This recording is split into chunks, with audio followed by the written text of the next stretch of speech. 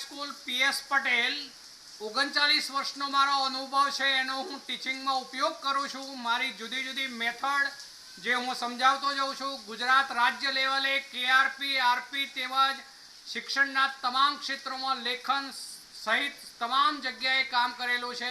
એવા મારા બહોળા અનુભવનો હું ઉપયોગ મારા ટીચિંગ દરમિયાન કરું છું। મારો લાભ અવશ્ય લેજો એવું ખાસ જણાવું છું। Good morning all friends. હવે આજે આપણે આગળ વધીએ છીએ તેમાં કેટલી વખત આવા પ્રશ્નો પૂછે છે કે નીચેનામાં A B અને C કયા સંયોજનો હશે। ત્રણની જોડ આપેલી હોય એવું બની શકે। તો એ વખતે આપણે આ રીતે લઈશું। જુઓ એક ઉદાહરણ છે 13.9 ની વાત કરું છું। તો એમાં CH3 CH2I આવું આપેલું છે આપણને। ચલો એની પ્રક્રિયા NaCN સાથે થાય છે। NaCN ચલો તો એની પ્રક્રિયાથી જે બને છે એને સિમ્બોલ આપ્યું છે A। તો A તરીકે કયું સંયોજન હોવું જોઈએ આપણે નક્કી કરીએ। તો જો આ Na સાથે I જોડાય NaI તરીકે દૂર થઈ જાય એટલે કે Cn આગળ જોડાઈ જશે જેથી એમાંથી બનવાનું CH3 CH2 Cn। એ તરીકે આ સંયોજન જે છે એને કહેવાય છે પ્રોપેન નાઇટ્રાઇલ। ત્રણ કાર્બન છે અને N છે પાછળ Cn સમૂહ છે એટલે પ્રોપેન નાઇટ્રાઇલ।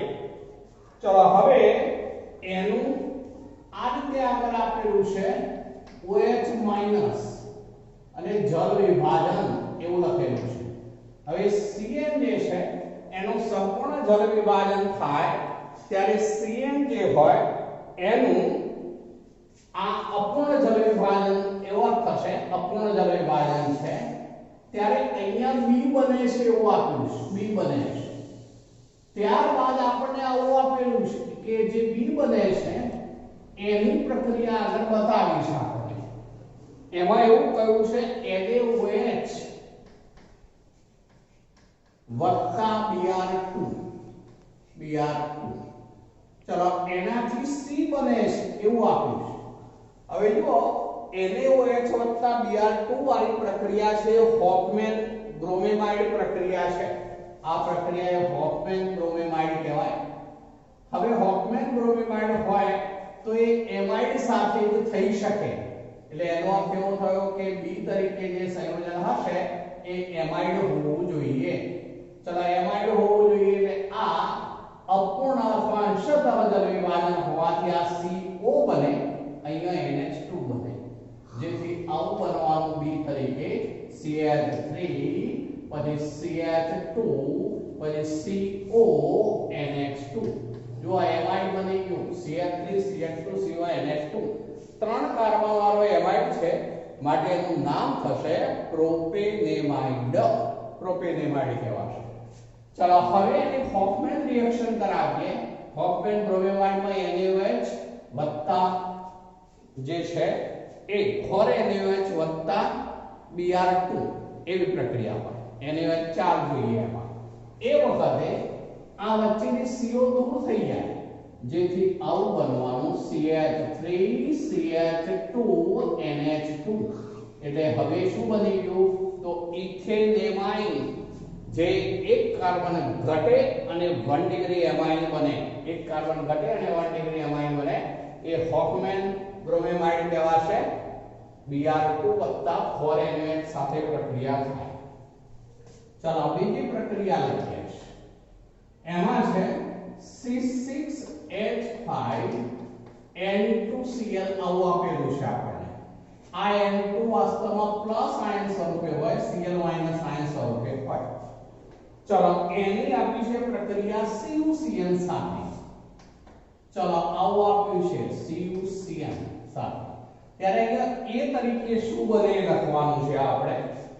ચલો ત્યારબાદ અહીંયા પ્રક્રિયા આપી છે જે એમાં એવું લખીને આપ્યું છે H2OH+ એટલે એનો અર્થ એવો થયો કે આ જલ વિભાજન પ્રક્રિયા છે એસિડિક જલ વિભાજન કહીશું। અહીંયા B બને। चलो ત્યારબાદ પ્રક્રિયા આપેલી છે એમોનિયા સાથે NH3 સાથે ત્યારે એમાંથી C બને. હવે આ બંને શું હશે એ આપણે નક્કી કરવું છે. તો જો આ CuCN છે જે CuCN KCN સાથે હોય, આમ તો KCN પણ હોય, એ વખતે આ C6H5 સાથે Cn જોડાઈ જાય જેથી C6H5Cn બને જેને ફિનાઇલ સાયનાઇડ કહેવાય અથવા બેન્ઝોનાઇટ્રાઇલ કહેવાય. ફિનાઇલ સાયનાઇડ અથવા બેન્ઝોનાઇટ્રાઇલ બન્યું કહેવાશે. હવે એની આ જલ વિભાજન પ્રક્રિયા છે, આ સંપૂર્ણ જલ વિભાજન ઓવર થાય ત્યારે Cn નું COH માં રૂપાંતર થઈ જાય. માટે અહીંયા બને C6H5 COH. C6H5 COH એટલે એ બની ગયો એ બેન્ઝોઇક એસિડ બન્યો કહેવાશે. એરોમેટિક રિંગ ઉપર COH સમૂહ એટલે બેન્ઝોઇક એસિડ બન્યો કહેવાશે. હવે એ બેન્ઝોઇક એસિડની અમોનિયા સાથે પ્રક્રિયા કરાવીએ એટલે પહેલા તો RH આમાં જોડાવાથી NH4 અહીંયા બની જાય, એમોનિયમ બેન્ઝોઇક બને. પણ એને સેજ ગરમ કરીએ એટલે એમાંથી પાણીનું અણુ દૂર થવાથી છેવટે તો એમાઇડ જ બને એટલે કે C6H5CONH2 એ બનશે છેવટે. તો C તરીકે એ જે કહેવાશે એને કહીશું બેન્ઝેમાઇડ. બેન્ઝેમાઇડ બન્યું કહેવાશે. ચલો ત્રીજું લઈએ છે, એમાં છે CH3CH2Br છે. CH3CH2Br એની પ્રક્રિયા બતાવી છે KCN સાથે. ચલો એમાંથી A બને છે, ત્યારબાદ A ની પ્રક્રિયા બતાવી છે લિથિયમ એલ્યુમિનિયમ હાઇડ્રાઇડ સાથે. ચલો એ રિડક્શન કરતા કહેવાય તો એમાંથી B બને છે, ત્યારબાદ તેની પ્રક્રિયા HNO2 સાથે બતાવીશ.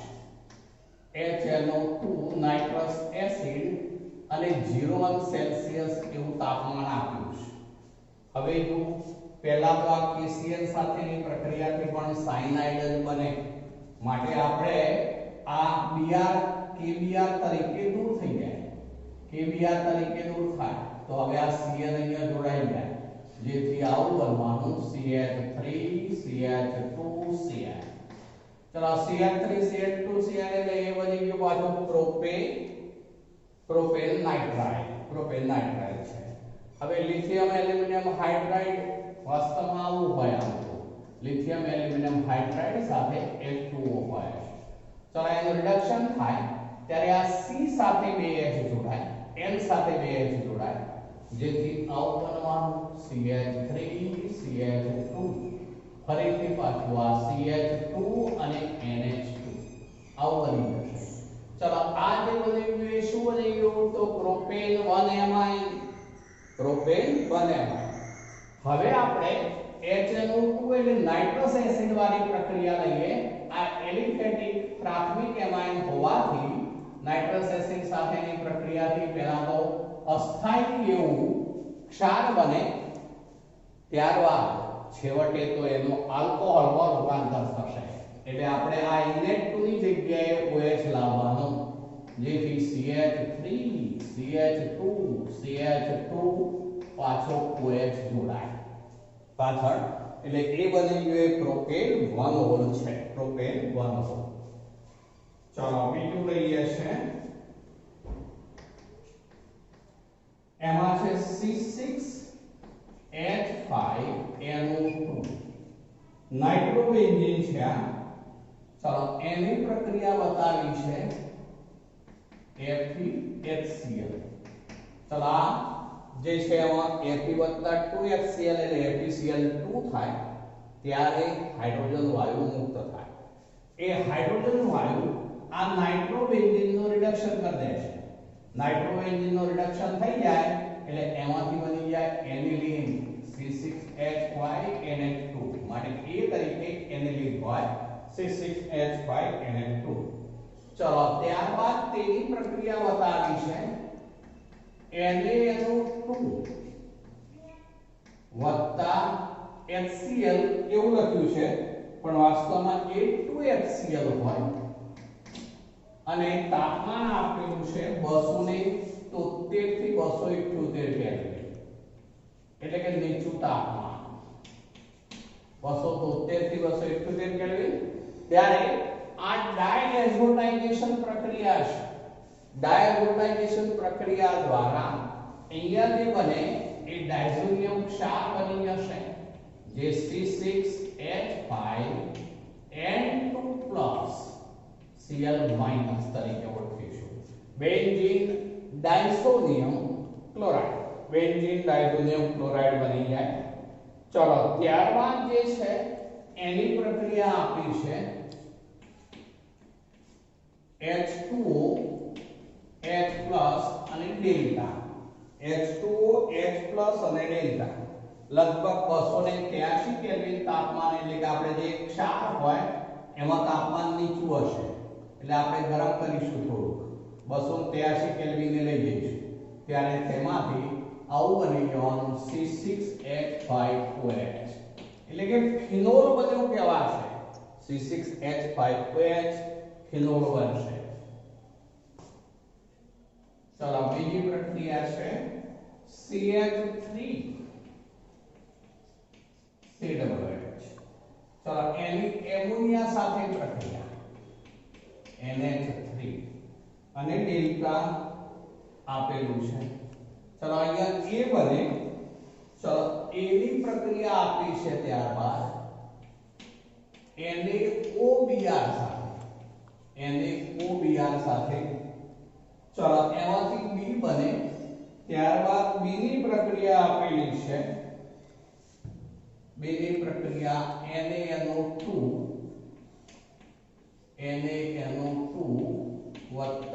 HCl એવું આપેલું છે. ચલો પહેલા તો આની એમોનિયા સાથે પ્રક્રિયા કરાવીએ, એટલે આગળ જે મેં કહ્યું એ રીતે અહીંયા પહેલા તો આ H આમાં જોડાય H+ તરીકે, એટલે એમોનિયમ આયન અહીંયા જોડાઈ જાય, એમોનિયમ એસિટેટ બને, એમોનિયમ ઇથેનોએટ બને.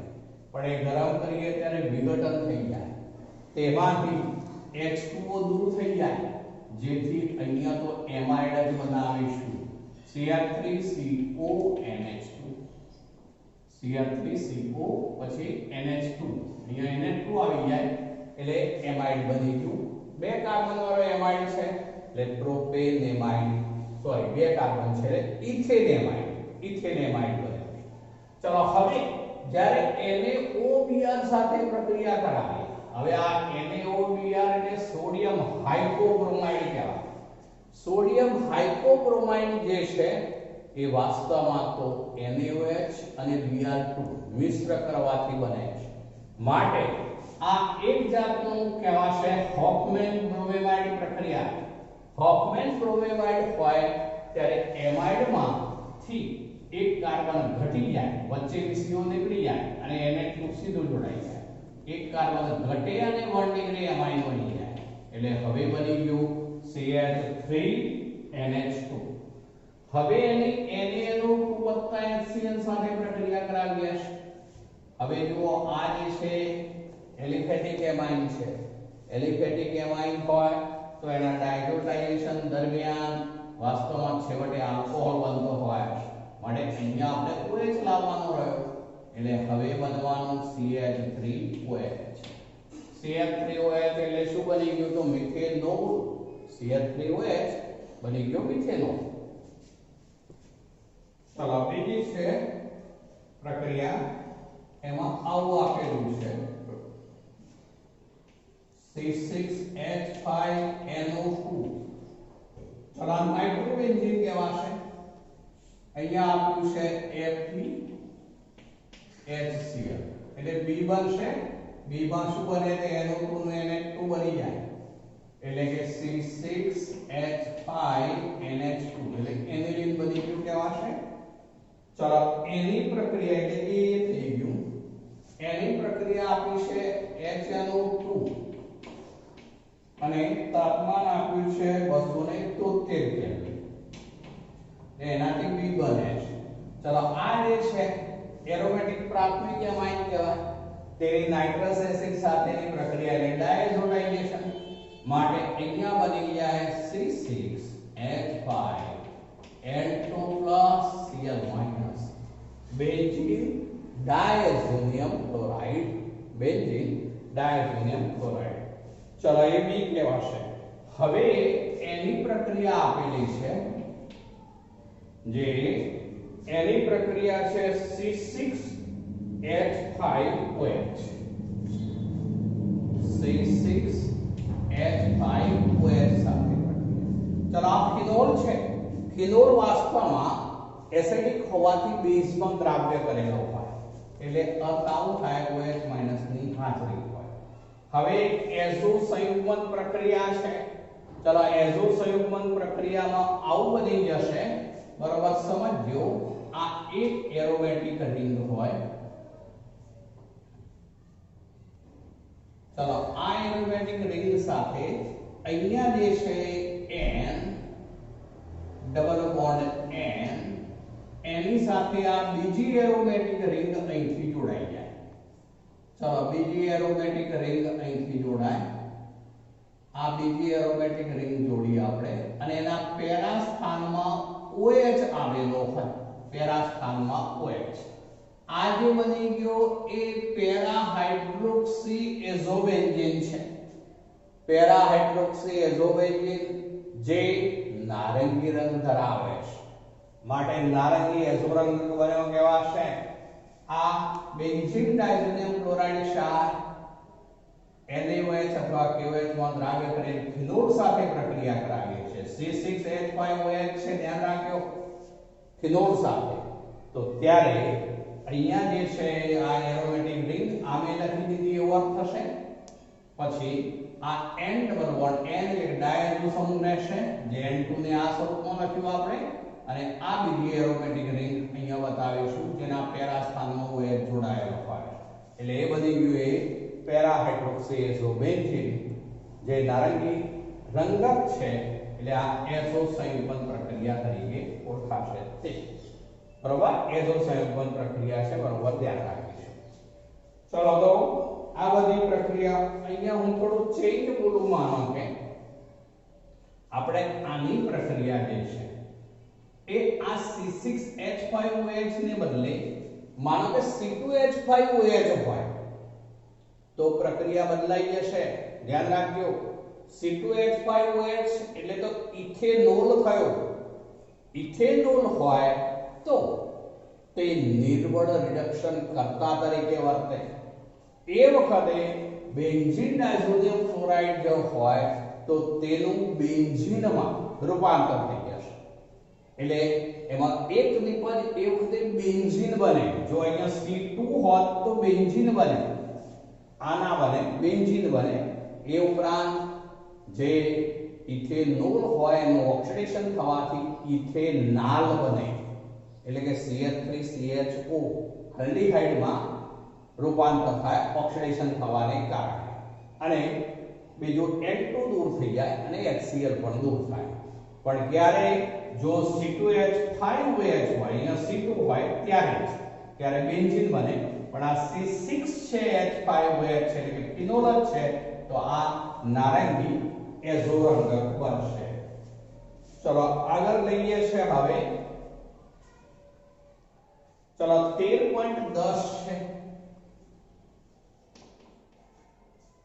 એમાં આવું આપેલું છે, એક એરોમેટિક સંયોજન A ને જલીય એમોનિયા સાથે ગરમ કરવાથી સંયોજન B બને છે. ચલો ફરીથી બોલું છું, એક સંયોજન A છે, તેને આપણે જલીય જલીય એમોનિયા કહ્યું છે, એટલે કે NH3 aqueous સાથે ગરમ કરવાથી સંયોજન B બને છે એવું કહ્યું છે. સંયોજન B બને છે, જેને Br2 અને KOH સાથે ગરમ કરવાથી, પછી એવું કહ્યું છે Br2 અને KOH સાથે ગરમ કરવાથી C6H7N આણ્વીય સૂત્ર ધરાવતું સંયોજન C બને છે. સંયોજન C જેનું સૂત્ર છે પણ C6 H7 અને N આણ્વીય સૂત્ર ધરાવતું સંયોજન બને છે, C બને છે. તો ABC સંયોજનોના બંધારણો અને IUPAC નામ લખો એવું કહ્યું છે. ચાલો હવે જુઓ, પહેલા તો આ જે છે શું હશે પહેલા આપણે નક્કી કરી લઈએ. જો કાર્બનની સંખ્યા 6 છે, હાઇડ્રોજનની સંખ્યા માત્ર 7 જ છે, એટલે કે એના કરતા એક જ વધારે છે. જો કાર્બનની સંખ્યા 6 હોય ત્યારે હાઇડ્રોજનની સંખ્યા 6 ગુના 12 ની આસપાસ, 10 ની આસપાસ, એની આસપાસ તો હોવી જોઈએ, પણ એના કરતા ઓછી છે. એટલે એનો અર્થ એવો થયો કે આ એરોમેટિક સંયોજન છે, એ નક્કી થઈ ગયું. હવે એમાં કાર્બન 6 છે એટલે બેન્ઝીન રિંગ હોવી જોઈએ. ચલો એ એરોમેટિક સંયોજન હોવું જોઈએ. તો હવે હું એનો અર્થ આવો કરી દઉં છું. તો એ C તરીકે જે છે એ આ બેન્ઝીન રિંગ, ચલો એમાં નાઇટ્રોજન હોવાથી NH2 સમૂહ તરીકે હશે એવું અર્થ કહી શકાય. NH2 સમૂહ તરીકે હશે. હવે ગણી જુઓ આપણે, તો આ કાર્બન 6, હાઇડ્રોજન 1 2 3 4 5, 5 ને 2 7, એટલે હાઇડ્રોજન 7 થઈ ગયા અને એક નાઇટ્રોજન છે. એટલે C સંયોજન તરીકે બેન્ઝીન એમાઇન હોવું જોઈએ, એનિલિન હોવું જોઈએ. ચલો આ Br2 KOH ની હાજરી છે ત્યારે આ બને છે. એટલે એનો અર્થ એવો થયો કે આ હોફમેન બ્રોમેમાઇડ પ્રક્રિયા છે. Br2 સાથે NaOH હોય કે KOH હોય, હોફમેન બ્રોમેમાઇડ પ્રક્રિયા છે એવો અર્થ થશે. માટે અર્થ એવો થયો કે અહીંયા સંયોજન હોય એક એમાઇડ હોવું જોઈએ, એમાઇડ હોવું જોઈએ અને એમાંથી એક કાર્બન ઘટવાથી આ બન્યું છે. તો આપણે B નક્કી કરી દઈએ. હવે તો B સંયોજન તરીકે આવું હોવું જોઈએ, CONH2. જો હવે આ જે સંયોજન છે બેન્ઝેમાઇડ હોવું જોઈએ. પેલું કયું હતું? તો બેન્ઝીનેમાઇન. બેન્ઝીનેમાઇન આપણને IUPAC નામ કયું છે, એના IUPAC નામ લખો એટલે બેન્ઝીનેમાઇન. એને આપણે એનિલિન તરીકે ઓળખાવી શકીએ, પણ એનિલિન સામાન્ય નામ છે. IUPAC સંસ્થાએ એનિલિનને IUPAC નામ તરીકે સ્વીકારેલું છે, પણ એનું IUPAC નામ આપણે આ ગણવાનું છે, બેન્ઝીનેમાઇન. ચલો આ જે છે એનું IUPAC નામ શું થવાનું? તો બેન્ઝેનેમાઇન અથવા તો બેન્ઝેમાઇડ. બેન્ઝેમાઇડ. ચલો હવે જો એમોનિયા સાથેની પ્રક્રિયાથી આ બનેલું છે, એટલે એનો અર્થ એવો થયો કે આ સંયોજન જે છે એ એસિડ હોવું જોઈએ. ચલો આ એસિડ હોવું જોઈએ, તો અર્થ આવો થયો કે આ રિંગ એસિડ બનો H, એટલે શું હોવું જોઈએ? Benzoic acid. એનો IUPAC નામ કયું છે? તો IUPAC નામ આપણે આવું લઈશું, benzene carboxylic acid. Benzene carboxylic acid કહેવાશે, બેન્ઝીન કાર્બોક્સિલિક એસિડ તરીકે ઓળખીશું. ચલો તો આ બેન્ઝીન કાર્બોક્સિલિક એસિડ હોય, એમોનિયા સાથે જલીય દ્રાવણમાં પ્રક્રિયા કરીએ, ગરમ કરીએ, એટલે અહીંયા OH ની જગ્યાએ NH2 આવી જાય, જેથી એમાઇડ બની ગયો, બેન્ઝેમાઇડ. ચલો એની Br2 અને KOH સાથે હોફમેન બ્રોમેમાઇડ પ્રક્રિયા કરાવીએ એટલે વચ્ચેથી CO નીકળી જાય, NH2 રિંગ ઉપર સીધું જોડાઈ જાય, એટલે શું બની જાય? તો બેન્ઝીનેમાઇડ. ચલો હવે છે 13.11 છે. ચલો 13.11 માં નીચેની પ્રક્રિયાઓ પૂર્ણ કરો એવું કહ્યું છે આપણને. ચલો કેટલીક પ્રક્રિયાઓ આપેલી છે, એમાં પ્રક્રિયક આપેલા છે આપણને, અને નિપજ તરીકે શું બનશે એ આપણે નક્કી કરવાનું છે. નિપજ તરીકે શું બનશે એ આપણે જવાબ લખવાનો છે. ચલો હવે એમાં 13.11 છે, આવું બનશે C6H5NH2, C6H5NH2 વત્તા CHCl3 વત્તા આલ્કોહોલિક કેવો H આવું લખીને આપ્યું છે આપણે આલ્કોહોલિક આલ્કોહોલીય કેવો H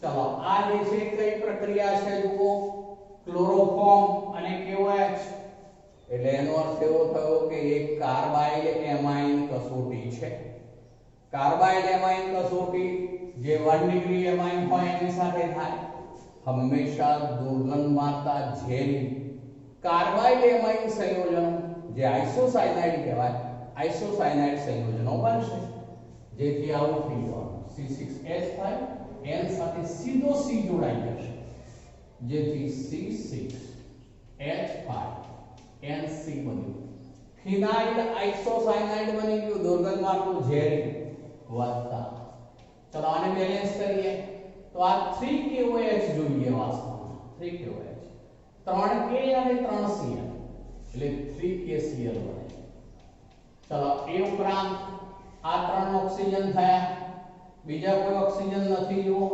માટે આ હોવું જોઈએ 3H2 ચલો બીજું લઈએ છે એમાં C6H5 N2Cl આવું આપ્યું છે વત્તા S3PO2 વત્તા H2 ચલો આમાં IN2 પ્લસ હોય Cl માઈનસ હોય એટલે કે બેન્ઝીન ડાયઝોનિયમ ક્લોરાઇડ ક્ષાર છે હવે S3PO2 નું જલીય દ્રાવણ છે આ નિર્બળ રિડક્શન કરતા તરીકે વર્તે છે જેથી તે બેન્ઝીન ડાયઝોનિયમ ક્ષાર જે છે એનું રિડક્શન કરાવશે જેથી એમાંથી બેન્ઝીન બની જાય C6H6 આમાં H જોડાઈ ગયો જુઓ H5 હતા તે H6 બન્યું એટલે આનું રિડક્શન થયું અને S3PO2 રિડક્શન કરતા છે પણ એનું પોતાનું ઓક્સિડેશન થાય S3PO3 માં રૂપાંતર થાય આ ઓક્સિજન અહીંયા જોડાઈ ગયો S3PO3 આ બે હાઇડ્રોજન એ પૈકીનો એક હાઇડ્રોજન આમાં જોડાયો આપણે હજુ એક વધ્યો એ અને આ Cl એ HCl બનાવશે અને આ દરમિયાન N2 પણ મુક્ત થશે આ N2 વાયુ તરીકે મુક્ત થઈ જશે ચલો તો એમાં બેન્ઝીન બને રિડક્શન થી ત્રીજી પ્રક્રિયા છે C6H5NH2 C6H5NH2 ચલો પછી પ્લસ H2SO4 સાગર એવું લખીને આપ્યું છે સાગર ચલો સાગર H2SO4 હોય આ એરોમેટિક સંયોજન છે બેન્ઝીન એમાઇન માટે એમાં NH2 સમૂહ ઓર્થોપેરા નિર્દેશક માટે પેરા સ્થાનમાં સલ્ફોનેશન થવાથી SO3H ગ્રુપ દાખલ થઈ જાય એટલે હવે એની અંતિમ નિપજ લખું છું ધ્યાન રાખજો અંતિમ નિપજ આવી બનવાની આ એરોમેટિક વલય સ્વરૂપે હોય અને ઉપર NH2 હોય પેરા સ્થાનમાં SO3H હોય પેરા સ્થાનમાં SO3H હોય એટલે કે શું બની ગયું તો સલ્ફાનિલિક એસિડ અથવા para amino benzene sulphonic acid કહેવાય છે para amino benzene sulphonic acid હવે જો આમાં વાસ્તવમાં પહેલા તો પ્રક્રિયા આવી થાય H2SO4 નું આયનીકરણ થાય H+ HSO4 માઈનસ AH+ પહેલા આમાં જોડાય એટલે C6H5NH3 HSO4 માઈનસ એટલે કે એનિલિનિયમ હાઇડ્રોસલ્ફેટ એ સ્વરૂપમાં ફેરવાયું હોય પણ પછી જ્યારે 453 થી 473 કેલ્વિન તાપમાને ગરમ કરીએ ત્યારે આ બની જશે અહીંયા સાંદ્ર આપેલું છે એટલે સીધું આપણે આ લખ્યું છે તો એ બનશે તો આ રીતે સલ્ફાનિલિક એસિડ બનશે આ પણ જ્વિટર આયન સ્વરૂપ સંતુલન ધરાવે છે એના દ્રાવણમાં આવા બે સ્વરૂપોનું સંતુલન હોય તો જો બીજું સ્વરૂપ છે એમાં અહીંથી H પ્લસ છૂટો પડી ઉપર જોડાઈ જાય NH3 પ્લસ અને અહીંયા SO3 માઈનસ ચલો આ જે બની ગયું એક દ્વિટર આયન સ્વરૂપ કહેવાશે દ્વિટર અથવા દ્વિટર આયન સ્વરૂપ ચલો બીજું લઈએ છે હવે એમાં આવું છે C6H5 N2Cl વત્તા C2H5OH C2H5OH. ચલો હવે આ ઇથેનોલ છે. ઇથેનોલ પણ નિર્બળ રિડક્શન કરતા તરીકે વર્તે છે, માટે તે આ બેન્ઝીન ડાયઝોનિયમ ક્લોરાઇડ ક્ષાર છે એનું રિડક્શન કરાવીને બેન્ઝીન બનાવી દેશે. એમાં બેન્ઝીન બની જાય એટલે અહીંયા C6H6 લખ્યો આપણે, બેન્ઝીન બની જશે. ત્યારે આ ઇથેનોલનું ઓક્સિડેશન થાય, તેમાંથી ઇથેનાલ બને.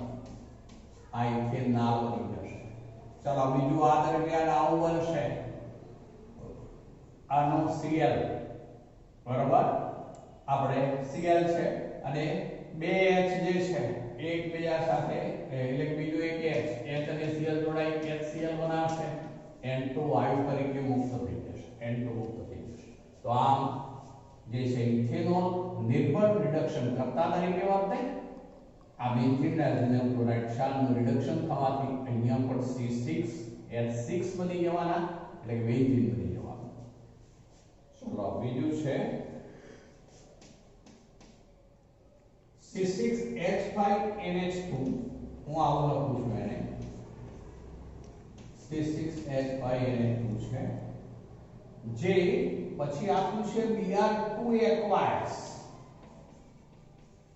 Br2 aqueous એટલે બ્રોમિન જળ. બ્રોમિન જળ સાથે પ્રક્રિયા થાય ત્યારે વાસ્તવમાં 3Br2 પ્રક્રિયામાં ભાગ લે, જેને કારણે આવું બની જાય. અહીંયા NH2, અહીંયા Br, આ બીજો Br અને આ ત્રીજો Br, એટલે 2 4 6 ટ્રાયબ્રોમોએનિલિન એના સફેદ રંગના અવશેષ મળે. ફરીથી બોલ્યો, 2 4 6 ટ્રાયબ્રોમોએનિલિન ના સફેદ અવશેષ મળશે અને 3HBr મુક્ત થશે. 3HBr. ચલો બીજું લઈએ છે, એમાં છે C6H5NH2. એની પ્રક્રિયા બતાવી છે CH3CO twice O, એટલે કે એસિટિક એનહાઇડ્રાઇડ. ચલો આમાં ખરેખર તો pyridine બેઝ ઉદ્દીપકની હાજરી જરૂરી છે, જે એનિલિન કરતા વધુ બેઝિક હોય છે. એને હાજરીમાં આપણે આ CH3CO twice O એટલે એસાઇલેશન કરાવ્યું કહેવાય. એસાઇલેશન અથવા એસિટિલેશન, ત્યારે વાસ્તવમાં આવું બને. હું એને આ સ્વરૂપમાં ફેરવીને લખું છું. તો એમાં બેન્ઝીન રિંગ, એના ઉપર NH, પછી આમનો COCH3 અહીંયા જોડાઈ જાય, COCH3 એ ત્યાં જોડાઈ જાય અને એક નિપજ બનશે CH3COOH.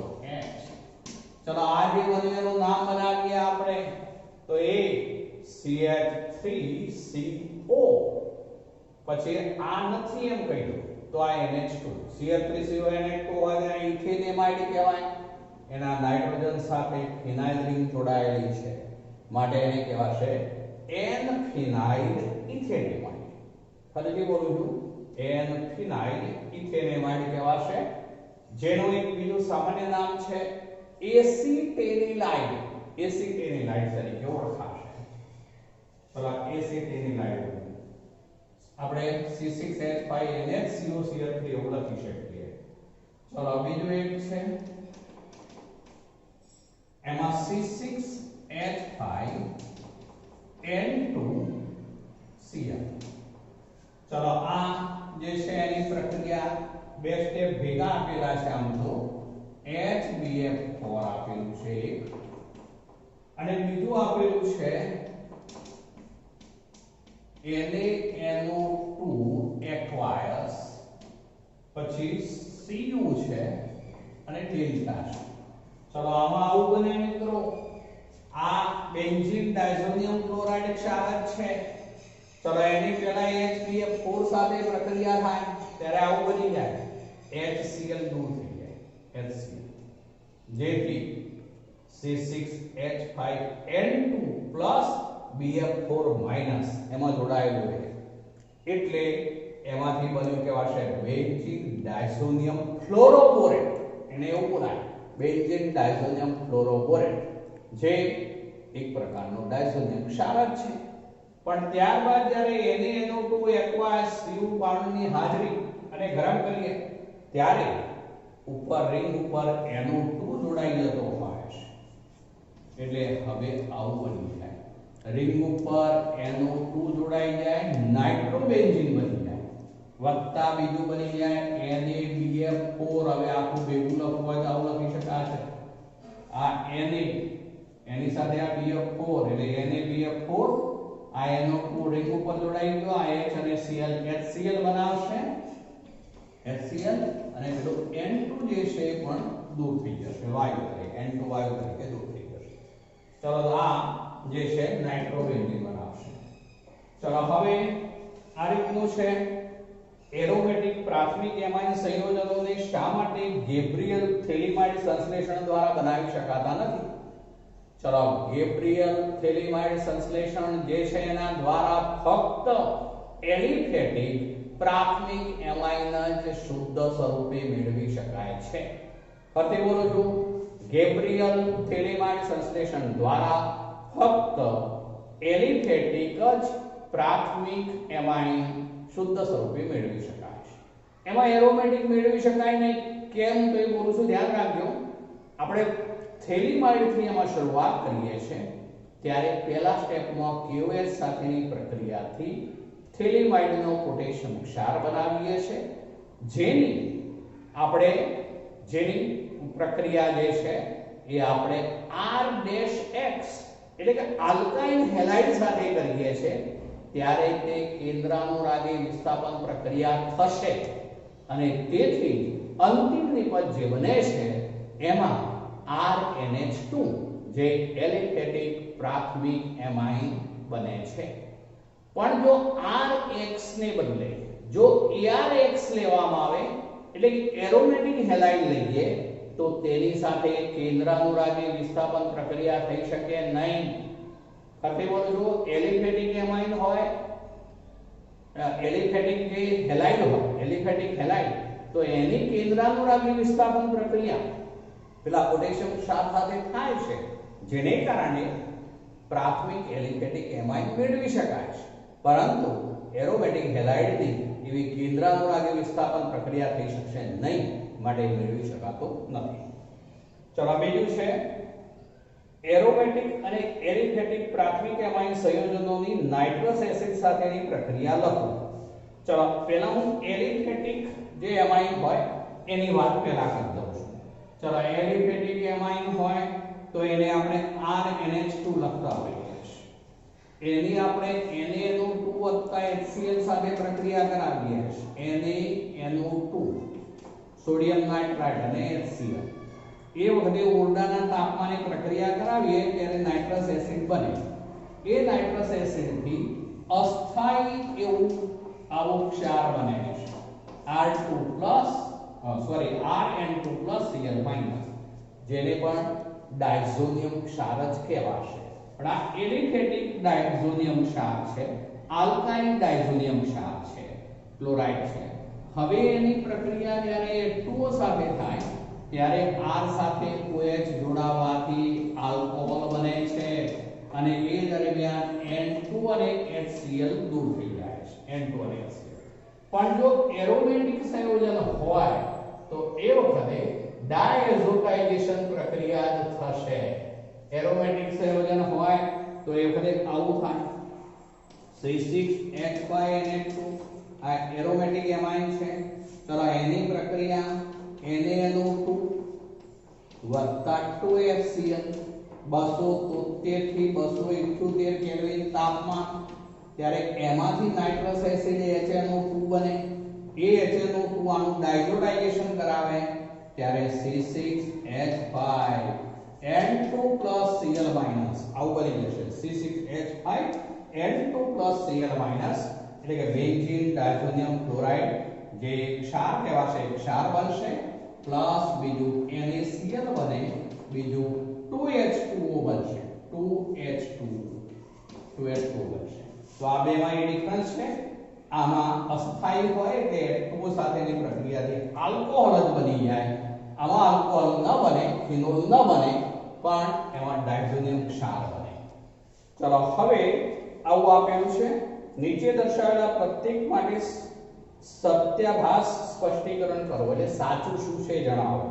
સમાન આણ્વીય દળ ધરાવતા આલ્કોહોલ સંયોજનો કરતા એમાઇન સંયોજનો શા માટે ઓછા એસિડિક છે?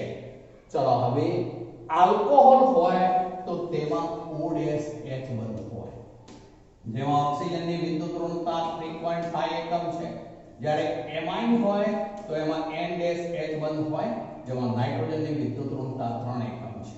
હાઇડ્રોજન બંનેમાં કોમન છે, તો આમ આલ્કોહોલનો OH બંધ વધુ ધ્રુવીય હોય માટે સરળતાથી આયનીકરણ પામે, જલ્દી H+ મુક્ત કરે, માટે તે એસિડિક તરીકે વર્તશે.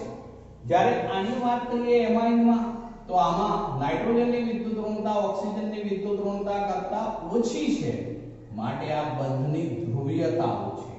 ધ્રુવીયતા ઓછી માટે આયનીકરણ જલ્દી થાય નહીં, માટે H+ ઝડપથી નહીં મુક્ત કરે, માટે એસિડ તરીકેની એની પ્રબળતા ઓછી ગણાય.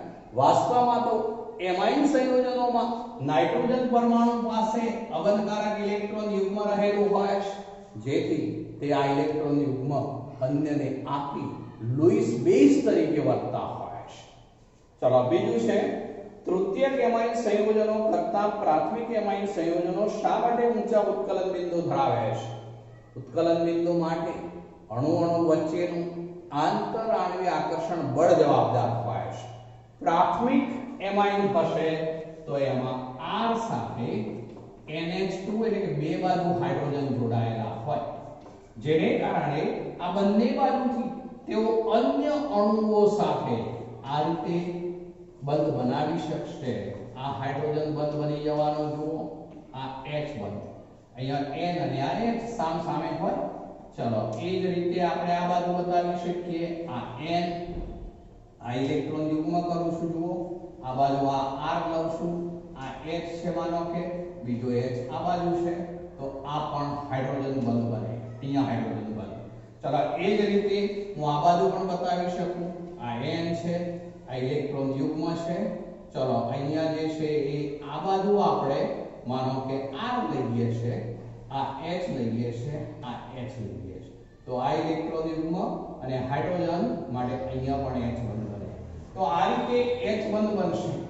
H બંધ વધુ સંખ્યામાં બનશે, માટે તેનું આંતરઆણ્વીય આકર્ષણ બળ વધુ પ્રબળ, માટે પ્રાથમિક જે એમાઇન હોય તેનું ઉત્કલન બિંદુ ઊંચું હોય. પણ જો 3 ડિગ્રી એમાઇન લઈએ તો અહીંયા પણ R થઈ જાય, અહીંયા R હોય તો આ H બંધ ના બને, અહીંયા પણ R થઈ જાય તો આ બાજુ પણ H બંધ ના બને, માટે અહીંયા બધે જ જે છે R થઈ જવાના.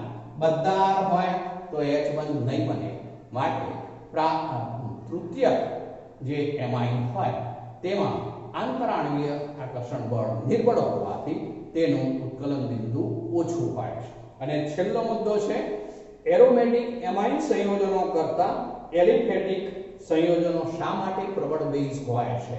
તો એલિફેટિક એમાઇનમાં સંસ્પંદનની ઘટના થતી નથી, જેથી નાઇટ્રોજન પાસેનું ઇલેક્ટ્રોન યુગ્મ પ્રોટોનેશન માટે સરળતાથી પ્રાપ્ત થઈ શકે, માટે તેની બેઝ તરીકેની પ્રબળતા વધુ હોય.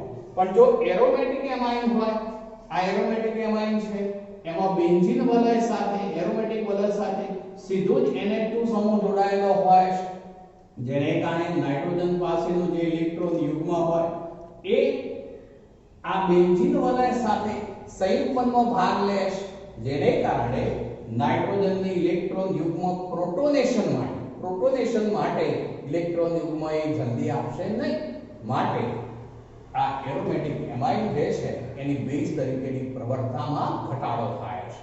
તો મિત્રો આજે આપણે આટલે સુધી રાખીએ.